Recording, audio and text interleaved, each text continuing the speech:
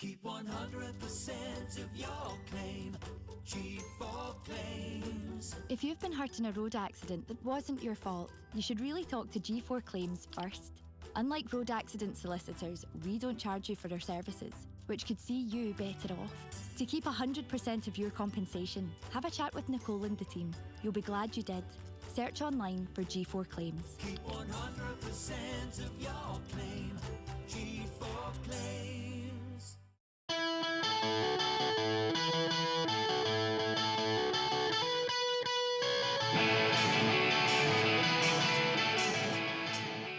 Hi and welcome to this week's episode of the DW podcast. I'm buzzing to have you on, the man of the moment. Thank you very much for the opportunity. Big Bemz, Scotland's number one at present. We're getting there, man. We're getting there. How are you? I'm good. Thank you very much, man. Just trying to take over the world, innit? It's the mode. It genuinely is though. Yeah. I feel for people that are maybe watching this, that listen to the podcast or watch it weekly and are wondering who you are. Who are you? Mate, I'm just a guy. I hate that question so much. But I'm going to tell you who you are, right? In my opinion. I'm just a rapper. No, but you are Scotland's hottest rapper at present. I'm going to say what I think of who I am and you go there. Right, on you go. You go Right, first. so for me, You be modest about it. Yeah, I'm just a guy based in Glasgow who decided one day to rap, and now for some reason people like it. And they want to hear more. Yeah, and I'm here, innit? Yeah, but yeah, I'm just Bemz, really. Yeah. Bemz, man, you're playing yourself down. Like, how many awards have you won recently? Yeah. Funding grants. Yeah. Like, I mean, you're in the spotlight. Yeah, like it is good, but it's surreal. Like I said, I was actually talking about this to my pal. Like, see, on the 16th this month, 10 years ago, I played my first ever show. Do you know what I mean? No way. Yeah. Whereabouts? In some place called, where was it? The District or something like that. In Glasgow? 212. Yeah, I remember District. Hold on, I forget the name of the actual club and shit. That was like a Thursday night club or something, Bro, wasn't it? like I was supporting, don't know if you heard of this rapper, his name's Mad Hat McGaw. Right, no. Like the Scottish rappers and shit. Yeah, I was like, wait, sorry, can I swear, by the way? Like, batter in. Oh, right, okay. Like, don't hold back. Yeah, and I was just this 18-year-old. You foul-mouthed rappers, guy, right? bro, literally, mate, can't hide it. But yeah, it was just this 18-year-old guy, and like, so 10 years on to be in this position, I still feel it's still just mad. Do you know what I mean? So I think that's really vital what you've said there, because we speak to loads of people who are, you'd say, up and coming, or they've broke onto the scene, but it's not like that. You've been working hard for 10 years. Mate, the amount of people who don't know that is so funny. Like I remember having conversations with people, and they're like, "Oh my god, man, what a sick 2 years you've been having," and I'm like, yeah, no. But people only see that. Yeah, I'm like, you've just known about me for 2 years. Do you know what I mean? Like, because obviously, when I first moved to Scotland, I didn't move to Glasgow. Stranraer, was it? Stranraer, baby. Yeah, DG9. Fucking hell. Yeah, I done my 4-year stretch in Stranraer. And that's an experience in itself, I'd imagine. Yeah, that was something special, man. Do you know what I mean? Like I've got love for certain mans in Stranraer. Like, I will always still have love and time and respect for them, but I can't say that overall my Stranraer experience was good, because that shit was just fucking whack. Do you know what I mean? Like, and then I done a 7.5 year in Ayr, and then I came to Glasgow, and then when I came to Glasgow, that's when things just started going from like to like Why Stranraer? So for your background, correct me if I'm wrong, but you were born in Nigeria, brought up in London till you were what? 14, 15? Yeah. And then so the reason why I went to Stranraer was because my dad's sister stayed there. Right, okay. So her husband is like a biomedical scientist, like some smart guy, man. And they moved to Dumfries. Okay. And from Dumfries moved to Stranraer. Okay. And my auntie, she was basically like my mother, do you know what I mean? Like real tight, and it's kind of like getting to a lot of like shit in London and shit. Do you know what I mean? So where in London was it? I grew up in Peckham. Well, I grew up in Campbell. It was like right next to Peckham. Sure. And then and my dad yeah, just thought it was, It was better for you. Yeah, because I was going down a path that I probably shouldn't be going down. Do you know But how what I mean? many, young males go down that path? Yeah, but In bro, I'm not that gonna lie area though, of the bro. country? He just moved me to Stranraer, and that just made me realise I could be a whole lot worse and get away with it. Do you know what I mean? Like I was like, in London, it's like, you can't go to certain areas. You can't say this, say that, or whatever. And I'm like in Stranraer, and I'm just like looking at it, and I'm just like, yeah, okay, this is like, do you know what I mean? Like I can be a dick basically, and Bemz, I don't want to super generalise people from Stranraer here, right? But you says your experience wasn't exactly pleasant. Yeah. And I'd imagine when a young black kid from London moves to Stranraer, there's no many of them down that way. Mate, there was one black girl in the year below me. There was 2 mixed race boys in my year, and then there was me, and then we had 1 black teacher. So I think in the whole of Stranraer there was like 5 black families.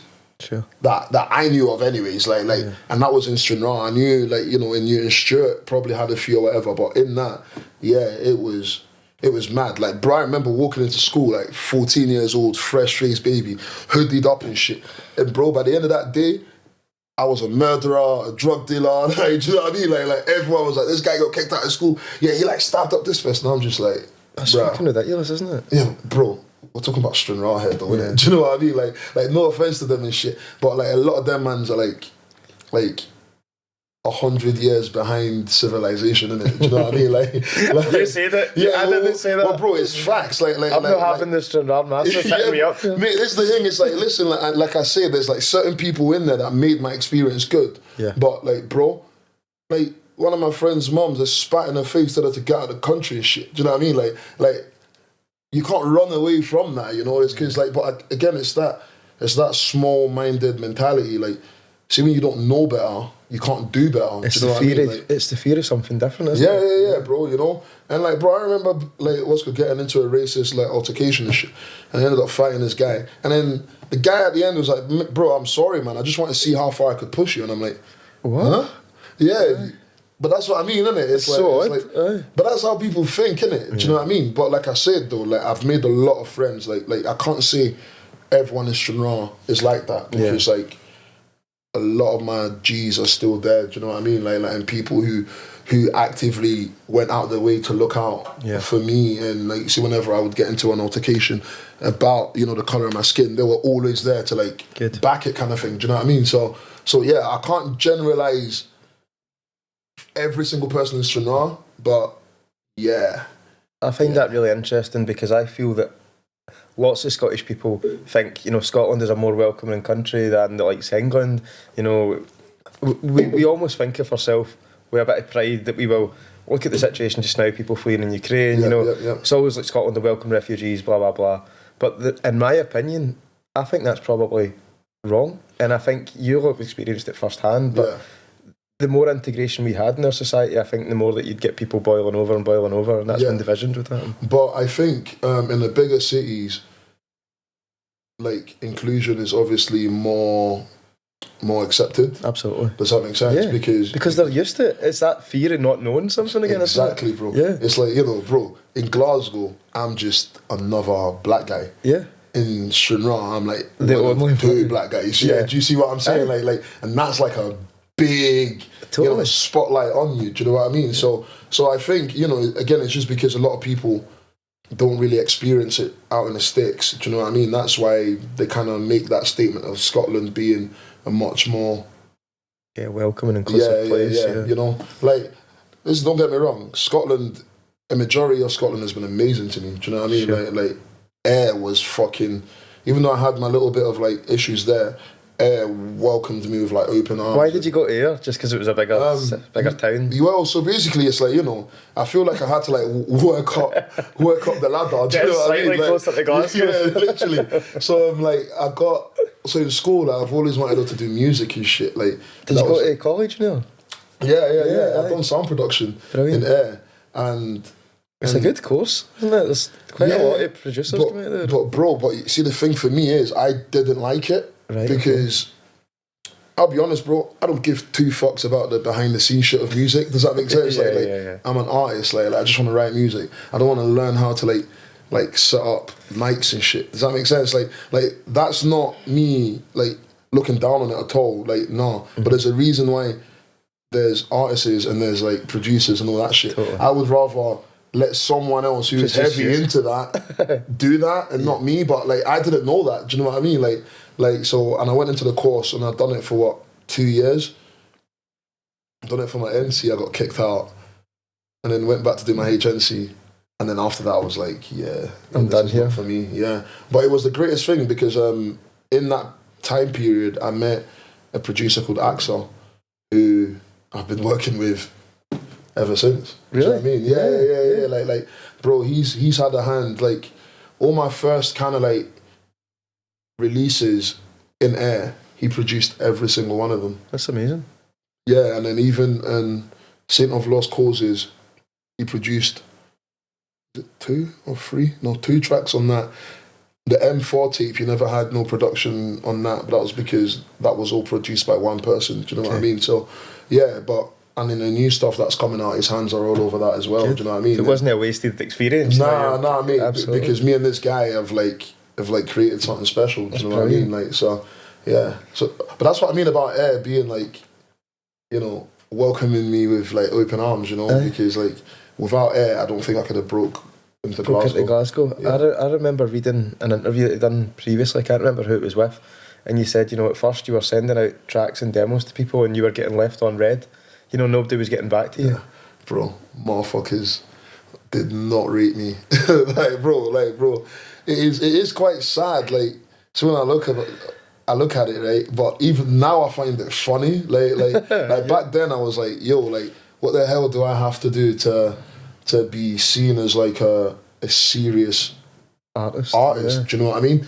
Because I never got a cosign from anybody, bro. Like this is what I mean. It was like, bro, I'd come to shows in Glasgow and sell more tickets than the people from Glasgow, but for some reason, people didn't think, oh shit, this guy's it. Do you know what I mean? So I see that on that. I've spoke to bands before on here, and they've said similar. They're out of town bands, and they're bringing a big crowd into Glasgow, but the Glasgow music scene didn't take to them at first. Yeah. And I wonder if you moving into Glasgow made that more legitimate for them. Yeah, but I guess so. You know, you're then part of the in crowd. Yeah. But then though, for me though, it was like, see, when I came to Glasgow, so I actually moved to Glasgow for 6 months, or to start off with, but I fucked it. Like, I was like, I'm gonna come to Glasgow and do music, blah, blah, blah. I did not come to Glasgow and do music. I came to Glasgow, got on it all the time and that. And then I was like, right, okay, I'm moving back to Air. Then moved back to Air, and then moved back to be with what's called my then partner. Sure. But then it was then I came back with like a clear head, you know? And I was just like, I'm taking this scene. Like I'm like, I am going to like work so fucking hard that, see those guys who left me on red, they're gonna come ask me for a feature and I'm gonna tell them no. Do you know what I mean? Like, bro, that's how petty I was. Do you know what I mean? Like, sometimes you need that rejection to spur you on. Bro, 100%, you know? And then I came up to Glasgow and I got let down a few times in Glasgow. Sure. Like by people who I wouldn't have expected it from. Mm-hmm. But again, it's like, that was just even more of like a learning curve for me. Do you know what I mean? It's like I felt everything that I've been doing over these years has just been lessons and lessons and lessons. Even though it hurts at the same time, you know, like all you can do is learn from them, you know? And and I just kind of just kept on going. And then COVID happened.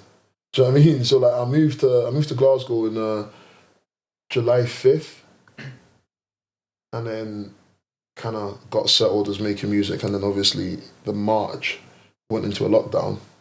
And bro, like I say this all the time, and I feel sad for saying it because, you know, unfortunately people died during this pandemic, but COVID was a blessing for me. Do you know what I mean? Because bro, as a musician, when the fuck do you ever get 3 months paid to do music? Yeah. Do you know what I'm saying? Yeah. Like, bro, you've got all the time in the world. That shit was like, I've never heard of that shit before. It's like, I could just sit in my house make music, get paid. And I was like, fuck I it. think that's really refreshing to hear, because I've heard so much about, you know, bands that are touring or they've got album releases coming out, and it's been a real setback for them. But it's great to hear, you know, there is creative people that have used this time to really push themselves. Bro, I had to. Like, don't get me wrong, I spent the first month like drinking Mad Dog and shit. Do you know what I mean? Like just like, you know, the weather was good, and I'm like, I could just get steaming. I think everybody done that though, didn't they? Yeah, because I didn't expect this to last for fucking 3 months, innit? So I'm like, fucking holiday, let's go, do you know? And then obviously it got extended, and I was like, right, okay, I actually have to, you know, utilise this in one way. And then I found out I was going to be a dad. And bro, and that was the end of it. It changed your life. Bro, that was the end of it. Like, the day I found out I was going to be a dad was when, yeah, I went, you know what, let's fucking go. Do you know what I mean? And not stopped since. Brilliant. Yeah, like we've not stopped since, and that's why now, you know, like you're saying, I'm like award winners and this and that and all that stuff, you know. And again, it's just, you know, I'm grateful for, you know, the people who have had their hands in it, because even if I'm not like signed to like a label or anything like that, I do always have to give like props to my friends and stuff who actively like helped, like, you know, like so Kobe in the army, for example, like Kwame, he was a big help in pushing the EP. You know, we've got Anna, Karen, and even the guys at Fusion and shit. You know, like it was just people who were just willing to, you know, just push me that little bit further and stuff. And when do you think it was that you got that acceptance from the whole Glasgow Scottish scene? Because, you know, we talk about getting left on red and people not getting back to you. Yeah. Was there a specific track or was there a specific moment that you can pinpoint saying, this is what started to open doors for me? Started to open doors for me, I would say. So after Saint of Lost Causes came out, so bro, essentially I gave Scotland like bangers that year. So I gave them like Goldie, Suddenly, Flex, Bando to Studio and stuff, like, and I think people were starting to like okay, yeah, okay, this guy is kind of good, you know. And then we played Resonate, and that was like okay, and then I think people just started showing interest, because then it just started building. So it was like, right, okay, this guy gave us an EP. Usually people would vanish, do you know what I mean? But then it's like, oh no, we actually know this guy's still here. And then this was obviously at the end of 2020. Then beginning of 2021, DJ Prospect named me as like one of the ones to watch Glasgow for the year. And that kind of got people like, oh, do you know what I mean? Yeah. And then it just kept on just slowly but surely going. For me to get love from the overall Scottish music scene, I think that came after I dropped 26, which was a song that I was saying I'd done for Tenement TV, as a collaboration with Rory James. How did that come about? Well, bro, like, you know, because everything about it, I mean, correct me if I'm wrong, right? You're a very spiritual person, you know. You touched on, you know, having your own child there, and that song for me really captures what you're about. You know, it tells a story about what motivates you and why you're doing what you're doing. That was it. Like I wish I could like go on some like deeper, you know, statement about the track, but it's like Tenement TV emailed me and told me, we want you to take part of this collective thing. I said yes. They paired me up with this guy called Rory James. Yep. He sent me a bunch of beats. Listened to that one, I was like, this song is fucking good. And I remember just sitting in my room, looking out the window. I was just like,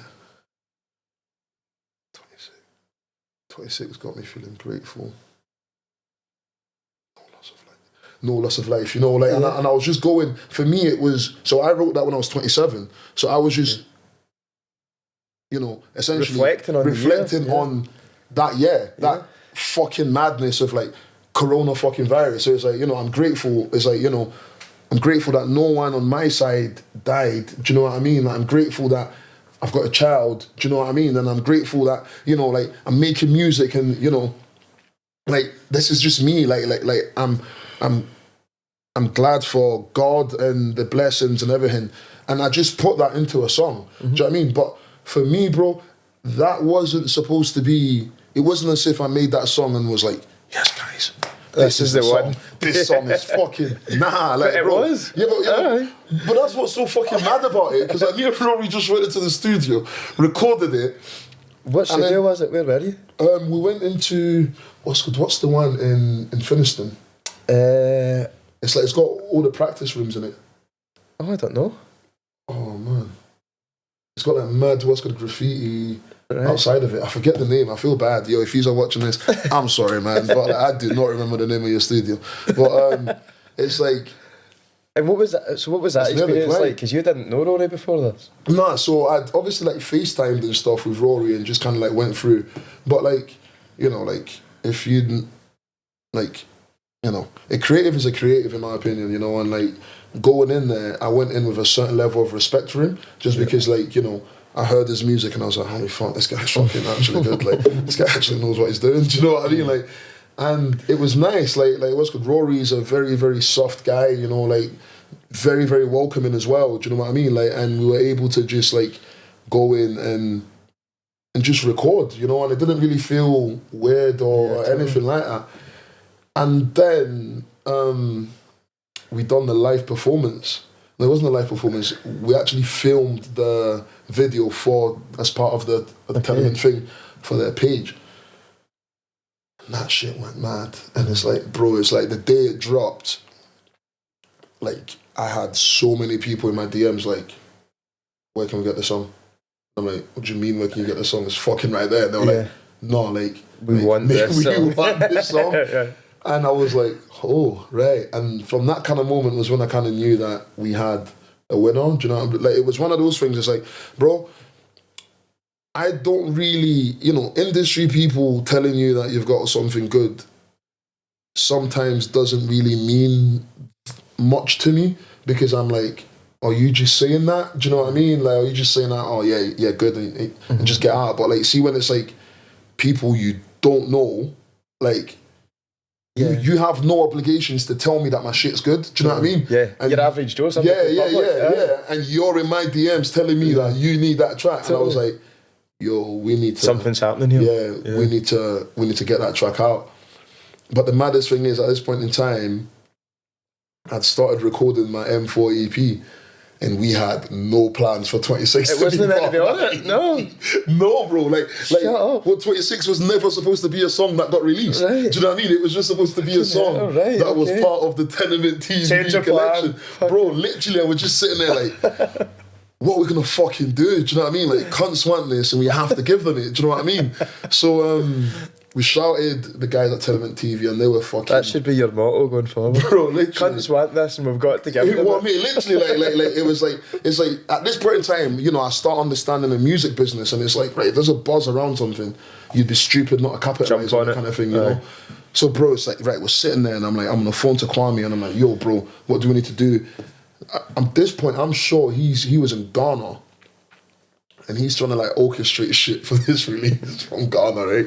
And he's like drew up a fucking music video thing, and bro, we had to shoot this music video like in a day basically. Do you know what I mean? But again, in the video, it had to capture what I was trying to put out in it. Mm-hmm. So I kept it small. It was literally just a handful of my friends and my daughter. Do you know what I mean? So like she was in the video, which was a big deal for me, like because I was like, this song is basically for you. So in like 18 years' time, I want you to watch that video and know that this is how I felt She'd about be you. so proud. Or she'd probably be like, that's fucking cringy. Do you know what I mean? Like, Yeah. But either way, she can look back on that and be like, my dad was actually hinking about me. Like, and this is My it. dad's you know? a redneck, man. Yeah, do you know what I mean? I can't wait to play that for her 18th birthday, man. I'm like, look at how small you was, man. You're sleeping on that. Do you know what I mean? But That's brilliant. yeah, mate. But when that song came out, that's when I think people were like, oh, There's something here. yeah, like, who is this guy? Yeah. How do we get involved with this guy or whatever? Like, And Tenement TV are amazing for that. You know, Oh. the amount of emerging acts that they've pushed. well, bro, that's the thing, innit? It's like, the first time I actually heard of Tenement TV, I want to say it was 2016 or 17. I played the Tenement Trail. I played Room 2. No, it wasn't Room 2. Flat 01. I remember what? I played one. Yeah, so that was the first time I kind of actually have heard of them. Yeah. And then after that, obviously, I just went back to air and everything was Gucci. So see, coming back round and like and doing that, and then from then on, it's like getting that call sign from them, kind of like then opened me to like a different side of the Scottish music industry. Yep. Do you know what I mean? And then it was like, right, okay. Like I said, at this point, I'm recording an EP. Yeah. I'm like, well, you know, I can't not include this song in the EP. And then you start doing like all the business side things and shit, and then we finished the EP. But I think the thing that cemented it was, well, for me, anyways, see then going off the back of that and all that stuff like that, and then getting the Snuts. The support slot, yeah. Snuts or support slot at the Barrowlands. Because you done Manchester, London, Glasgow? Yeah. Yeah. How did that come around? Because these are totally different genres, bro, but it worked. Bro, like, that is still one of the biggest mysteries to me.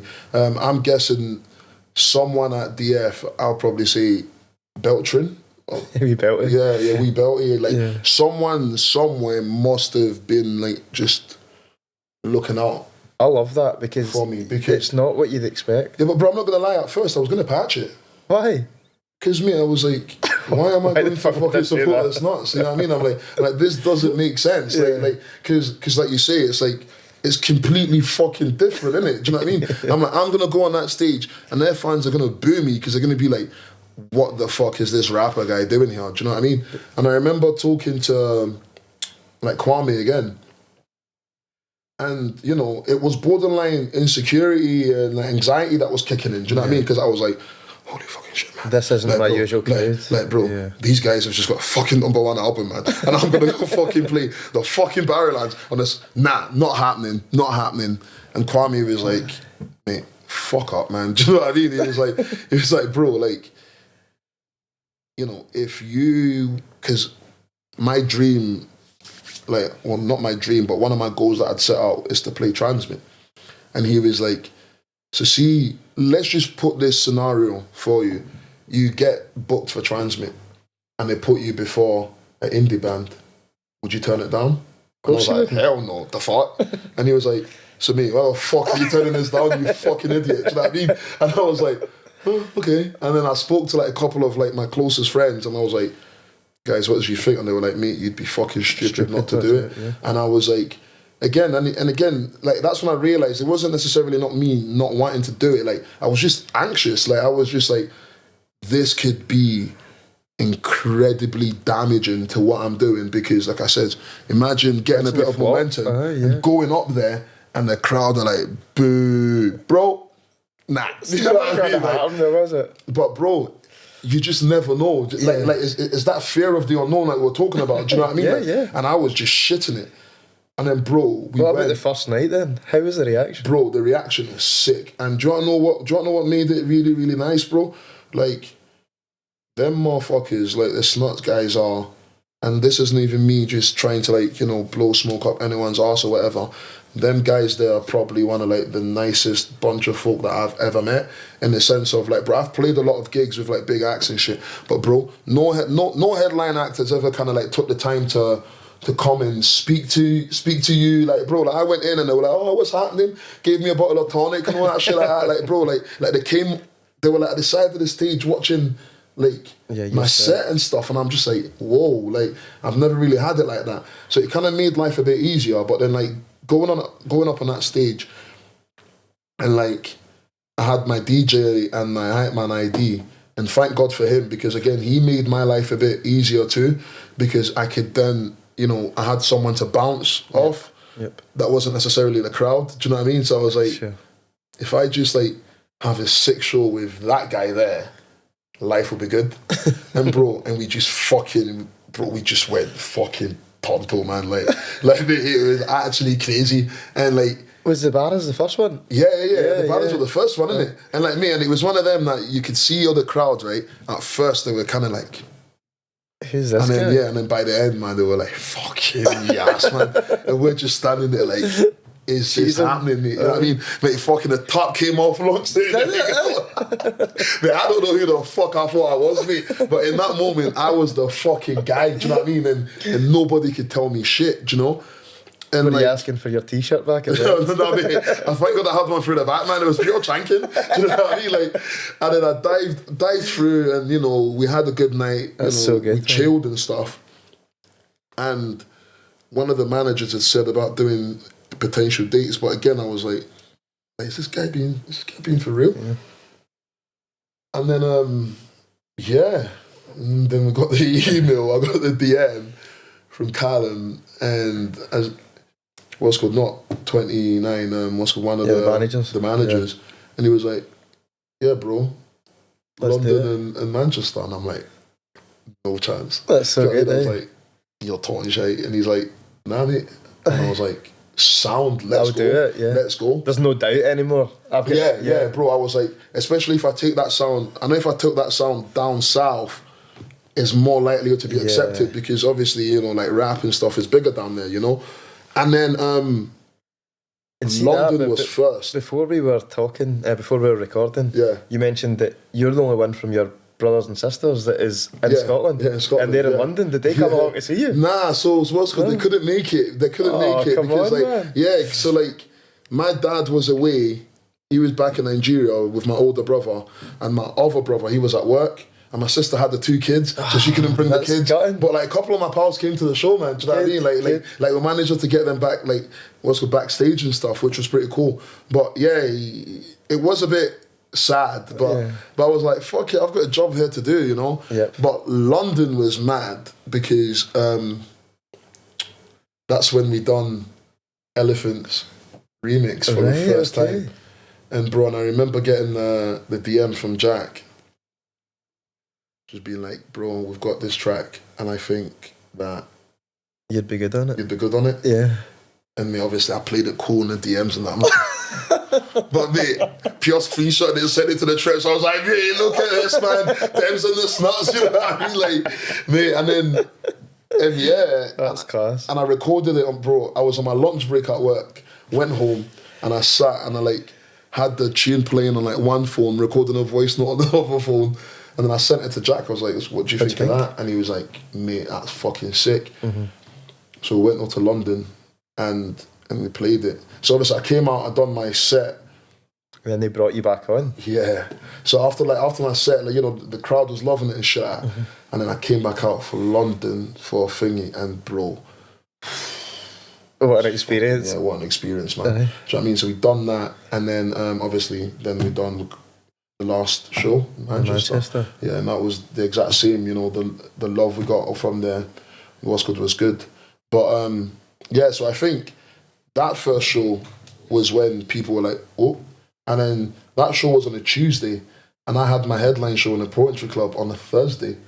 And that was sold out, wasn't it? Yeah. So that was sold out. I think in my peers and my group and things like that, I think that show was, well, in my opinion, I think that's what essentially stamped it for everyone that he's got this. Yeah, this guy is on something special, because the headline show was just me, my pals, and what's called the Sean McCloskey and Liam McCloskey. Yeah. So bro, it was just us. We just decided, you're all pals, let's do it.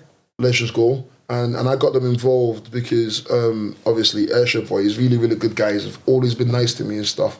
And then we opened like this thing where it was like they would then mentor someone else on how to do that. So I put a call out on Instagram, and we got a couple of CVs together, and then we got this girl who then came in, and she helped them organise the show as well. Do you know what I mean? Yeah. Well, for me, putting back, isn't it? Well, for me, I think, you know, like getting opportunities within all the creative industries is tough if you don't know anybody in it. Do you know what I mean? Yeah. So being able to then like give someone that opportunity or to come and just be involved and stuff, it was great. And that's what that show felt a bit better to me. Like, but bro, like for me, it wasn't about like making any money and stuff. Like bro, it was like.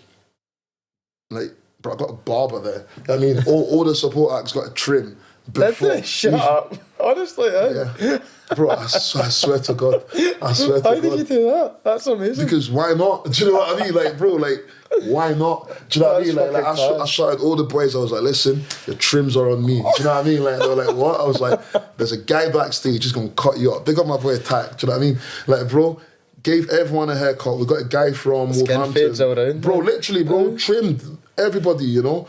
And for me, it was just more about creating, like, you know, something special, like a good It's vibe. a bigger do you know what I thing, mean? isn't Yeah, it? yeah, like, you're part of something here. bro, me, all my pals, like, because all the guys, like, so the guys who supported me, one of the guys named Zio, so he's the only one who wasn't from Scotland, but Zio is like a big name. He's very what's called respectable. He's from Wolves, I want to say, but I met him when I was supporting the Astrid boys, and he came up, and then Washington, he's one of the youngers who I think is like he's got something special, and then Lupo, again, he's one of the youngers who I think had something special too. So it wasn't even like a case of like putting on bigger names or whatever. I was like, yo, you guys, I think your music are sick. Good. Can you come do it for me? And they were like, yeah, if you want. I'm like, here's cash, here's your rider, Here's your haircut. Do you know what I mean?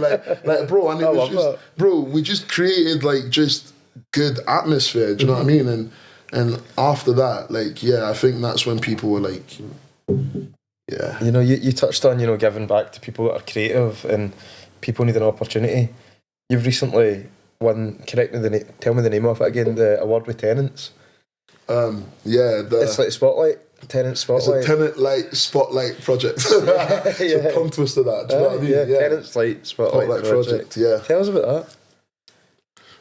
So you apply for it, you say why you should get a grant. Yeah. Are you going to create an album with that? Yeah, or? well, I've got some Is it singles. secrets? Yeah, I mean, Oh, put you on the spot here. new music is coming out this year. Do you know what I Right, mean? yeah, Like, yeah. And that has helped. Like what I was saying, it's like, you know, doing this shit by yourself is expensive. Like, bro, I have not received any funding from like Creative Scotland that isn't the hardship fund, you know. And bro, to be fair, I've not applied for like the open fund and stuff because, bro, that shit is just long. Like, bro, I look at that and I'm just like, nah. Do you know what I mean? Like it's just scary and it's intimidating. So I've just always just kind of just done it myself. So when we saw Tenants was doing this, it was just like, Let's fuck give it a it. bash. Like the worst that they can say is no. And like, bro, and I have this mentality that it's like, yo, the job gets done regardless. Does that make sense? Yeah. It's like I'm not sitting here holding out and being like, if I'm not tenants going to don't- do it. Yeah, if tenants don't give me this money, I'm not going to do it. It's like it'll get done one way or another. Yeah. But that 5K would be real nice. Do you know what I mean? Like, and bro, so when we got the email that we got it, man, I was like, yo, like, That's class. out of like every single fucking person who applied, these guys saw my shit and thought that is good enough to fucking get $5,000. Do you know what I mean? It's Like, another tick and, you know, Bro. get that acceptance level, isn't it? Well, what's like this is it. It's like, see, one thing that I started learning again in being in the creative industry is like this isn't me trying to like, you know, badmouth anybody or whatever, but it's like people look for that cosign. Does that make sense? It's like nobody really wants to stick their neck out for you Yeah. if someone else hasn't Hasn't already. done it. Do you know what I Aye, mean? aye. Like, so now it's just It's terrible, that, isn't it? mate, it is. Aye. Like, if we're being goddamn honest, it's some bullshit. Do you know what I mean? Because whether or not someone sticks their neck out for me or not, it doesn't take away my talent. Does that make sense? It Spot on. doesn't take away how Absolutely. good a person I am or how good a musician that I am. So, like, yeah, obviously, all these things, you know, I just started learning that it's part of the music business. Yeah. Do you know what I'm saying? That's part of your journey, isn't it? Well, bro, but I think a lot of musicians forget the music business part.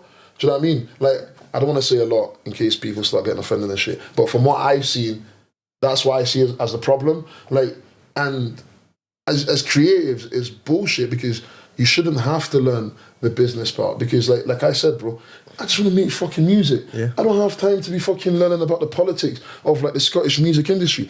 I am a creative. Just let me be creative. But you need these people to push you to the next level. yeah. So That then opened I the start doors for thinking, you, so yeah. I start thinking, right, okay, excuse me, I have to now understand how these people work. Yeah. And then I started learning Like, oh, right. So all I needed was them guys to co-sign me. And because them guys co-signed me, that guy is going to co-sign me. And if he co-signs me, that person's going to get... Right, okay. Do you know what I mean? person's opened the door, you go through the next You go door. through, yeah. And then I just kept on, it's like I just kept on going, I just kept on going. And then, you know, obviously got the Scottish Alternative Music Award. yeah, Best got live that. act. Best live act, yeah. I was nominated for Best Hip Hop as well. We made the long list for Scottish Album of the Year. Yep. Do you know what I mean? Like, and, you know, see, when you get to that point, it's like now everybody's like, yeah, we need to get Bemz, man. We need to. And I'm like, but nothing has changed. I've been here for so long. Yeah, do you know what I mean? I'm like, nothing Why has are you changed listening between Ben, you know, 10 years ago and now. Now, again, music-wise, nothing has changed. Obviously, as a person and the way I carry myself, I've grown up. Like, and this is why, you know. And your daughter's been a driving force in that. Oh yeah, no, of course. And I'm a firm believer of like things happen on God's time, not my time. Does that make sense? So all this time, you know, maybe 10 years, 5 years ago, I felt I was ready for these opportunities. But if these opportunities have came, I would have probably have fumbled them. You know what I mean? Or done something stupid that would have just got me blackballed from everybody like straight away. So like maybe I needed to go through these 10 years of bullshit and then get here, to learn and then get here and be like, right, okay, so this is Now's how my you move. time. Yeah. So now that I'm in here, it's like, right, how do I capitalize on it? How do I do this? How do I do that? You know? So, yeah. So a lot of accolades have came. Like, And now you've got the BBC Scottish Artist of the Year. yeah, bro, it's fucking crazy, man. Like, that one is a very, very, it's a big one for me. Like, I don't really, I don't take time to sit back and enjoy things. Like, I'll be very honest, I'm that guy who, as soon as something is done, I'm like, right, what's next? But I think if, and God willing, when I do win this, yeah, I think I'm gonna like sit down and actually be like, It's the whole of the country, man. yeah. So I mean, like This isn't the Stranraer music scene anymore, mate. I know, mate. Like, I think this one will generally force me to sit down. Even making it, even having the judges pick me as like, well, even making a shortlist is a very, very like, wow. Yeah. And then having the judges pick me as like the final three is like, holy shit. Do you know what I mean? So it's like, that in itself is an accomplishment, considering, you know, people only really started appreciating my music 2 years ago. Yeah. Do you see what I'm saying? Yeah. So like I can't look by that, but see, winning that would be like, and plus it's like, I hope those judges are watching this and they're fucking listening. Mate, I mean, it'd be great, innit? Because for me, it's like, and another thing that would make that special is, it's like, you know, the winner gets Transmit. Oh, do they? Yeah, or the winner gets a slot at Transmit, yeah. And that goes back to one of your aims and objectives? Yeah. Aye. Like, so, bro, like I was pushing for Transmit this year, like, bro, like a lot of things that I done. So, like I said, I set myself targets and stuff, and Transmit was a big one. And see, before this BBC thing, I think it would have been about a month ago, I tweeted, because I was just like, I was feeling fucking depleted because I was like, yo, what the fuck am I going to do for these motherfuckers to see that I'm fucking, like, I deserve it. Like, bro, I was just talking out of, like, anger, innit? I was just like, I should be here. But I was like, you know what? Fuck it. It doesn't look like it's going to come. So let's just push that goal back till 2023. So I put a tweet up. I was like, I'm just tweeting this to manifest Transmit in 2023, right? Just so I could go back to that next year and be like, I've done it. And just when I was just kind of like just giving up on playing Transmit this year, you get this opportunity. BBC, and I'm just like, holy shit, man. Do you know what I mean? Like, bro, if I win this and I get Transmit, it will be a big significant part in my journey. Yeah. Do you know what I mean? To where I'm trying to be as an artist. Absolutely. Do you know what I mean? So, and listen, we made a joke about it at the start of the show. You said world domination. Yeah. But you need to be manifesting for that next. Oh, bro, like I want. How far can you go? Well, bro, I think with the right people, with the right support, like I think, you know, I mean, look at the Snuts. The Snuts got a #1 album. Yeah. Do you know what I'm saying?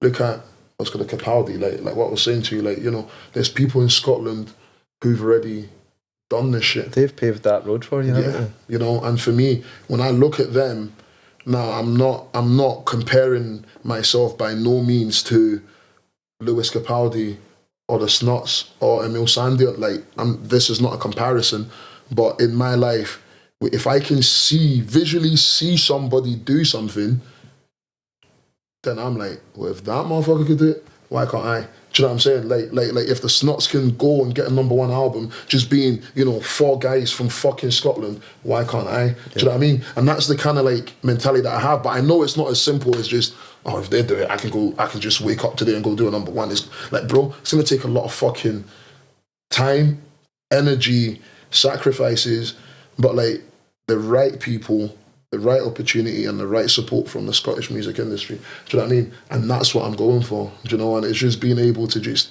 do that, open the doors, and then be able to turn back around and put my hand down and bring some people up with me. Do you know what I mean? Like that for me is haircuts all round. me. Yeah, bro, literally, bro. Like, see, being able to just sit somewhere, right, and just sit there with all my pals and be like, fucking hell, we actually made this. Yeah, do you know what I mean? Like we actually made it. That for me is it. So yeah. You're on that way, man. You're on that way.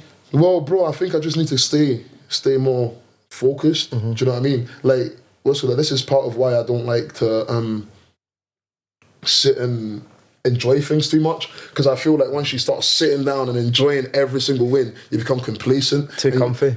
And you start to believe that you deserve it. Does that make sense? Totally. Like rather than actually being like, nah, bro, like you need to go out and fucking work and earn what you think you deserve. Does that make sense? Like, because, bro, I sat about for ages waiting for people to hand shit to me and nobody did. And now that I'm going out and just fucking getting it, like, that's why I try not to stop too much. Do you know what I mean? And sit back and go like, oh, well, this is nice. But it's that 10 years of hard work, you know, it's... Yeah, but then I'm like, if I can do it for 10 years, I can go another 10. Absolutely. Do you know what I mean? And I can go another 10 after that. And then I'll be rich and my daughter will be good and life will be good too. You'll be showing her that video on her 18th birthday. Yeah, I mean, literally, bro. Do you know what I mean? I'll be filming a new one for her on her 18th birthday. Do you know what I mean? Like she brought that. My dad wasn't that much sense, man. Big house in Stranraer. Exactly, baby. She would not be complaining with that at all, you know. But yeah, so that's kind of just it. I just really want to take this as far as you can, as far as I can. Take it to the wheels fall off, eh? Bro, literally, and just run it to the ground, bro. Do you know what I mean? And just and I think if I do it, if I can put as much like time and soul and effort into it, I think it's achievable.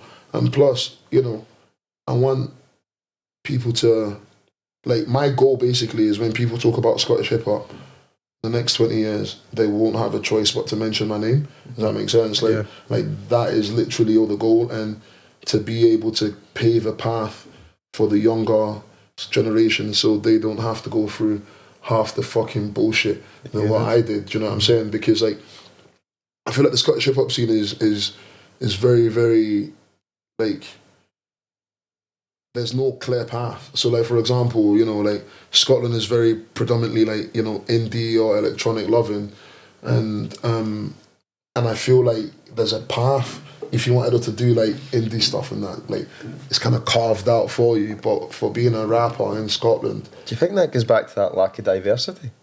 Well, I mean, yeah. Like, it was so funny because I tweeted something about that like a while back, and it opened a very, very intense convo. Yeah, because like, hey, what was the discussion? So like, there was something that was done for like Scottish hip hop or something like that. Mm-hmm.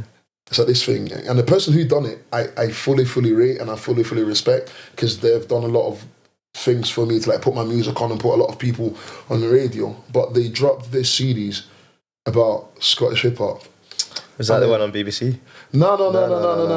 What's called? This was a kind of like other one that got what's called commissioned by Creative Scotland and stuff. Okay. And it dropped. It was like a series or something like that. Like, I forget about it. And I was looking at the lineup, right, and I was like, yo, every motherfucker on this is white. Do you know what I mean? Like, I was like, that guy's white, that guy's white, that guy's white, that guy's white. Yeah, this doesn't represent The Scottish hip hop. Yeah. So I put up a tweet and it was like, so what is the definition of Scottish hip hop? Do you know what I mean? Is it someone who looks and sounds like they're Scottish? Yeah. Or is it someone who is based in Scotland that raps? And yeah, motherfuckers did not like that. Do you know what I mean? Like. But sometimes people don't want to hear the truth. Bro. See when you can have like a lot of the big names in Scottish hip hop actually agreed that they were like, there's a huge divide in Scottish hip hop, and I'm like, yeah, like you can't deny it. Now, I'm not saying that the divide is caused because of race, like that's not what I'm saying at all. But it just starts to feel that way because it's like, you know, this one group of people identify as Scottish hip hop, and this other are not seen as Scottish hip hop, even though they do hip hop in Scotland. Do you know what I'm saying? So that's why I feel like there's not really been any clear-cut path in the scene because there's no unity. Well, from what I've seen anyways, again, if I'm wrong, someone, please, my DMs is open, come correct me in it, like, because it's a very interesting conversation and I would like to have it. I just don't see no unity in there to be able to create a path. Does that make sense? So, for example, like I look at the electronic scene and it's like, you know, like Jack Master, Jasper James, and all the kind of big names. Like they're all pals. Like they're all caught about together. They all built something together, and there's that kind of like unity in that scene. And again, I could be completely wrong. It's the same in like from an outsider looking in like the indie scene, I kind of see that as well. So I feel like. But this is where I think you're going to change the track. This is where, like, you're doing gigs with the Snuts. Yeah. You know, let's integrate these scenes. Let's have crossover. Why not? Why not? Like the way I see it is like, why not? Like, how comes nobody has ever fucking done this shit? Yeah. Do you know what I mean? Like, why did nobody think about, you know, in the hundreds of years that I've been playing shows? Like, again, I can only go from what I've seen. Since I've been in Glasgow, I ain't seen no fucking hip hop act go open for an indie band. Yeah. Do you know what I mean? Like, and it worked. It fucking worked. It fucking worked. Do you know what I mean? Like, and for me, it's just being able to just create healthy change, you know, and just change that is gonna get people respected, and the scene the credit that it deserves. Because the way I described the hip hop scene, like I was actually talking about this with my friend in London. It's like an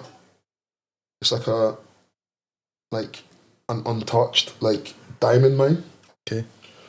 So there's a lot of shit there. So now people have just found this mine and they've just picked up a diamond. Now, bro, see if you see like a diamond that's just been digged out, bro, it's worth nothing because it's like you need to like cut it to get. Sorry, I used to work in the jewelers. You know what I mean? So like this kind of makes sense. But it's just a big stone, isn't it? I was thinking, how the hell Giancano with diamonds? But like it's just a big stone that needs time and love and, you know, cut and molded right to get it to be worth what people pay for a diamond. And that's what I see the Scottish hip hop scene. It's like they've just picked up this thing out of the ground and nobody quite knows what to do with it yet. But if it's treated with the respect and the value, that's going to be a fucking valuable asset to Scottish music. Sure. Do you know what I mean? And I feel like the industry needs to start tapping into that appreciating it. Yeah, and appreciating it now because what we don't want happening is people thinking that they now have to leave Scotland and going elsewhere. Yeah, and that's the thing, you know, there's always people down to London. Everyone just fucks off and just goes to London and says, you know what, fuck this, man, I'll go make my music done now. You know, still have a foot in Scotland and they still kind of like identify as Scottish, you know, and it helps them in Scotland, but they're not in Scotland, do you know what I mean? You know, and I think that system needs to change, and I think that system needs to change for the benefit of, you know, the Scottish hip hop scene in Scotland. When we hearing these new tunes? Huh? When they coming out? I'm not telling you that shit. You're not getting that out of me, boy. But soon, like what's good? We're in a process of just getting everything done, you know. Like, but I've got a lot of shows coming up. Do you know what I mean? Like, so trying to just. Tuts, me. May the 19th, bro. Was that meant to be in January? Yeah, mate. So that was supposed to be the day after my birthday. Really? Yeah, the 13th of January. Probably a good thing it's been moved then. You'd be too hungover. Yeah, but bro, no, but like I planned my whole birthday around that. You know? Right, Everybody was like, what are you gonna do? I'm like, I don't want to do anything. Just get the whole trip sorted. We'll just go to Tuts, like go for something to eat before, go to Tuts, have a good show, and then go out and have a drink and stuff. But my show just never made the cut-off date for when coronavirus. Yeah. You know, so we had to then figure out a way to get it in, and yeah, it had to be pushed back to May the 19th. You know, so that's a big one for you. Yeah, bro, it'll be a special one if I can sell it out. Yeah, like that for me is something that I'm striving for, just so just so someone from again, I could be wrong, and again, if I'm wrong, please someone correct me. I just don't know of much people in my scene that are active now that has sold out Tuts. Yeah. I think the only band I know of are, is it Stranraer? No, Stanley Odd. Stanley Odd, yeah. Stanley Odd, yeah. Solarize the front man. Yeah. So I know that them guys have done it. Do you know what I mean? And that's like, you know, for me, I feel like selling out Tuts is a big step in anybody's career. Absolutely. Do you know what I mean? Especially on that road to Transmit. Yeah. So I really want to get that and just show them that, you know, people in this scene are able to do that. Do you know what I mean? So yeah, I'm really, really pushing on for that one. And yeah, if we sell that out, I put up a thing the last, like when it actually got announced, and it was like, if we sell out Tuts, one person who's got a ticket to it can pick a tattoo. So Shut up. Get anywhere on my body, and I have to get it. Right, I'm buying a ticket today. Yeah, bro, it's like anybody, like one person who's there that night, we get the opportunity to pick a tattoo for me. Have you got tattoos? Yeah. I've got one there. I've got one there. I've got one on my chest, but it can't be a Union Jack though. like I draw the line at I'm not suggesting that. I draw the line at art. Do you know what I mean? But yeah, like I just think it'd be a very, very iconic and memorable thing. So Absolutely. it would be good to just get something to remember it by. And what better way to remember it than someone being like, go get like a Bobby tattoo, don't you? Do you know what I mean? Like, so Totally. yeah, it should be fun, you know. Bemz, you've got it, mate.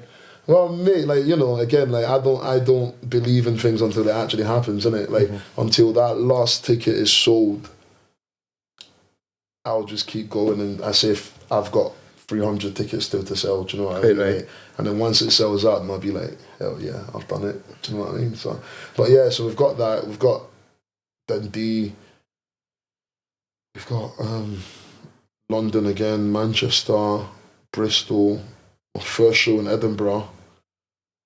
Yeah, and then we've got what's called Optimals thing and Melting Pot in Queen's Park. Oh, amazing! Are you doing that? Yeah. That'll be class, mate. Yeah, bro, I'm buzzing for that. Right. And then we've got Riverside, and then we've got Kelburn, and by God's grace, we'll have Transmit.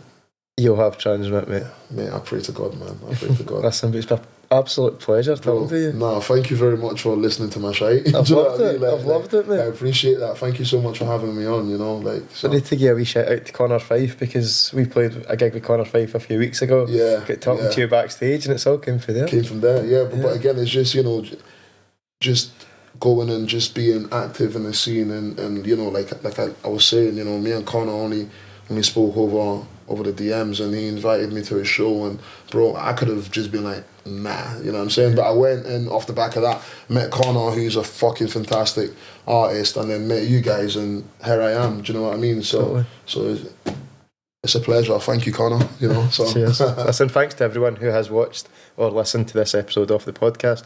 Please like, subscribe, and check out some previous episodes.